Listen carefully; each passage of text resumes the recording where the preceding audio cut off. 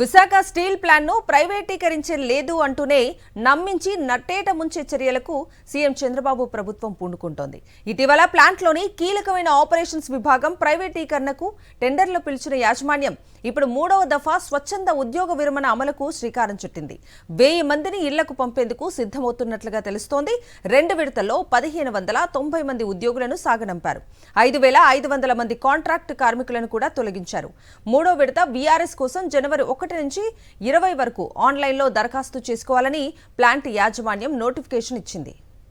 Visakha steel plant ప్రైవేటీకరణకు వేగంగా అడుగులు పడుతున్నాయి.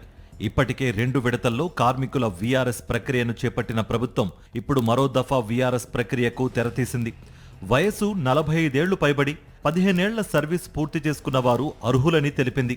వీఆర్ఎస్ పొందిన వారిని తిరిగి ఉద్యోగంలోకి చేర్చుకోమని తేల్చి చెప్పింది. స్టీల్ ప్లాంట్లో వేతనాలు సమయానికి అందకపోవడంతో పాటు ఎప్పుడు ఎంత వేతనం వస్తుందో తెలియని పరిస్థితులు నెలకొన్నాయి. ఈ నేపథ్యంలోనే పలువురు వీఆర్ఎస్కు దరఖాస్తు చేసుకుంటున్నారు. 2 దఫాలలో 1590 మంది వీఆర్ఎస్ పొంది 3-4 నెలలైంది. వీరికి ఇప్పటికీ 50% మొత్తాన్ని మాత్రమే చెల్లించారు.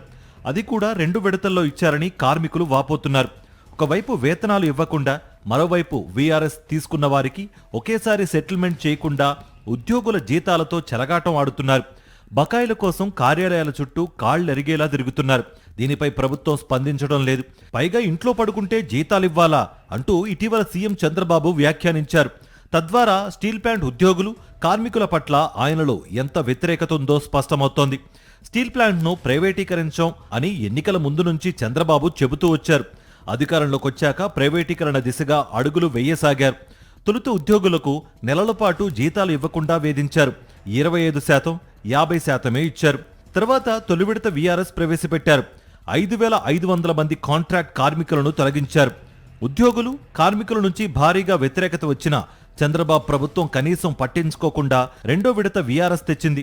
ఇప్పటికే ప్లాంట్లోని కీలకమైన 46 విభాగాలను గుర్తించి ప్రైవేటీకరించాలని నిర్ణయించారు. ఇందులో 32 విభాగాల నిర్వహణను ప్రైవేట్కు అప్పగించేందుకు ఆసక్తి వ్యక్తీకరణ దరఖాస్తులను ఆహ్వానించారు. 2 వారాల క్రితం ఏకంగా ప్రధాన ఉత్పత్తి విభాగం SMS1లో కోల్ కెమికల్ డిపార్ట్మెంట్ సెక్షన్ ప్రైవేటీకరణకు టెండర్లు ఆహ్వానించారు. ఇక 3వ విడత వీఆర్ఎస్ ద్వారా ఉద్యోగులను పూర్తిగా సాగనంపేందుకు సిద్ధమవుతున్నట్లు స్పష్టమవుతోంది.